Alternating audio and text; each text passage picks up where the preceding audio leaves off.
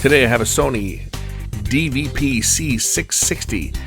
This is a 5-disc DVD/CD player, one of the early ones that has come in.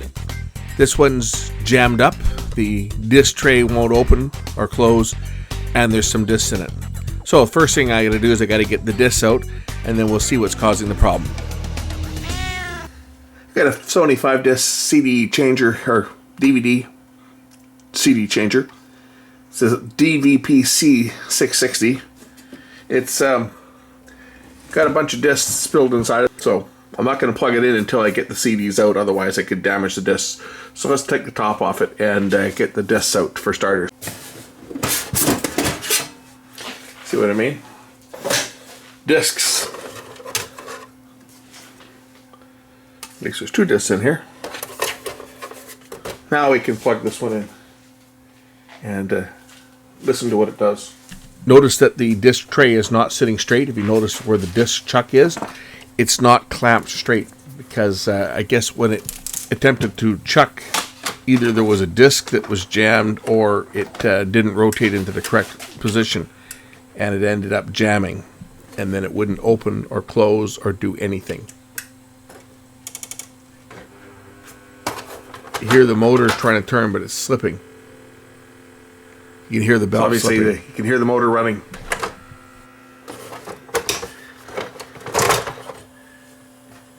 This tray was stuck there. It's going to need a new belt. So there's plenty of torque to open and close the disc tray and to clamp and unclamp the disc, because that drive motor typically is driving a toothed nylon belt, but under this tray there's a rubber belt, and that's going to be the one that's worn out.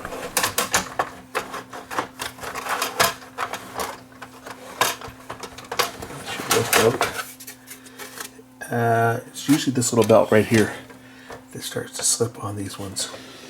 Causes the disc tray to stick, and it got jammed.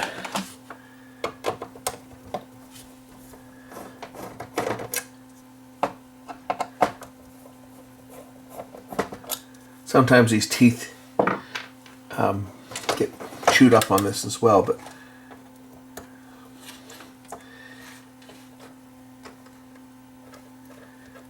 I'm gonna find a new little belt for this. This one will slide off the end of it. Beauty! Let me go see if I can find a little replacement belt for that. Got a replacement belt.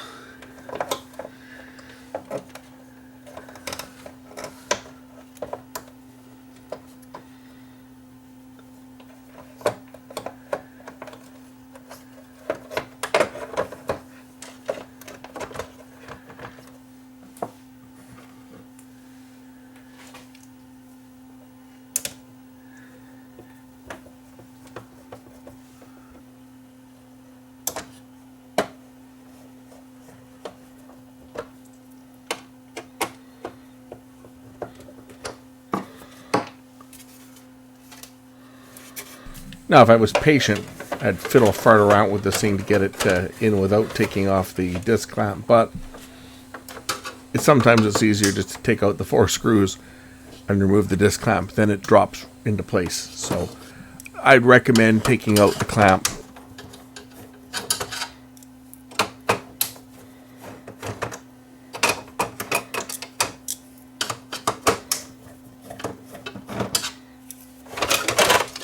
Sometimes you just have to take the clamp out. It just makes it a little bit easier to get the alignment.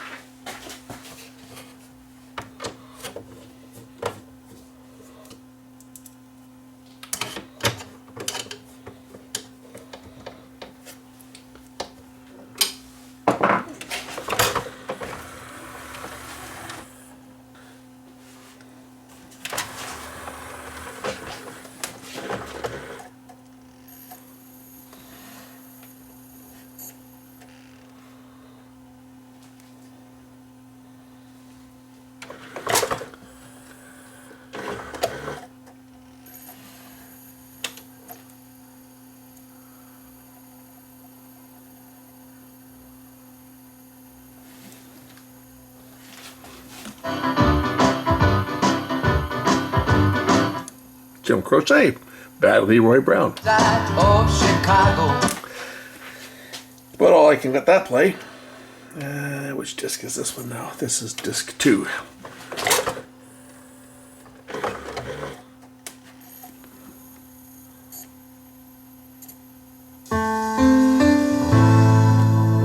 There's a rose.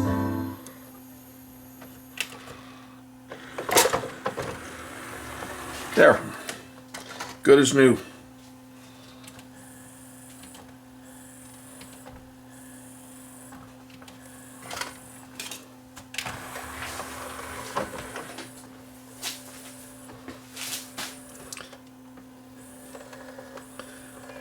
Lots of torque now, no slipping. What happens is the belt gets sloppy and it gets jammed. And there's a pin that comes up from the bottom here. Oh, don't know if you saw it when I had the clamp off, but it goes through this indexing alignment keyway, little cutout, and it gets jammed on there. Anyway, new belt. Unit can go back together now. This was a pretty simple fix for this one.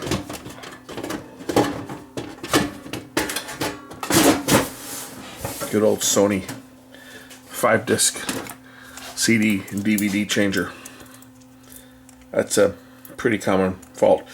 This unit being a DVD player, I'm curious as to how this particular one handles CDRs. Does this one support CDRs? It's a DVD player. It should.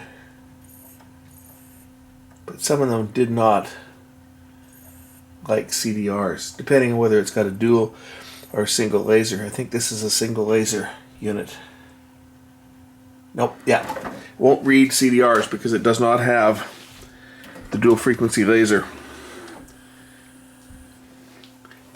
That was one of the problems with some of the older DVD players, is that they would not play burned discs at all. It just says no disc. Some of them will play the darker disc. Let's try one of the darker green or blue discs. See if it'll play this one. Probably won't. It's got to do with the wavelength of the laser. The wavelength of the laser doesn't respond properly on the burned discs. It'll play burned, should play burned DVDs, no problem. But yeah, no disc. That's a real common problem with some of the older DVD players, is that they won't play burned discs. I've got a couple of Sony DVD players that were given to me over the years. Will not play CDRs. Will not play CDRW. Play pressed disc, no problem, because they're a fully reflective disc. But the way that CDRs were burned, the dye layer was opaque to the infrared laser used on a CD player, but the DVD player uses a red laser. And how that was solved was newer DVD players actually featured a dual laser. Sony originally had 2 separate optical pickups, one for CD, one for DVD. My Pioneer combination Laserdisc and DVD player has 2 separate lasers. It has one that's used for infrared for CD, CDR, and Laserdisc, and it has another one which is red for DVD. I also have a Pioneer old, should dig it up someday. It's an old, I think it's a DV525, if I've still got it. It may have gotten recycled, but it had a dual wavelength laser. It only had a single lens, but it had 2 optical pickups in the same housing through the same lens. One for CD and one for DVD. But all these older units that are single pickup will not play CDR. I don't know whether this will play a DVD-R or not. We'll try a DVD-R. So this is some stuff I recorded with an old, this was an old professional camera that I had years and years ago, when we actually had a big dump of snow one year, which is something that we never really get here, but you can see that there was That year there was a bunch of snow here. That was one of the years that we got snow. As you can see, the snow is halfway up the tires on the car.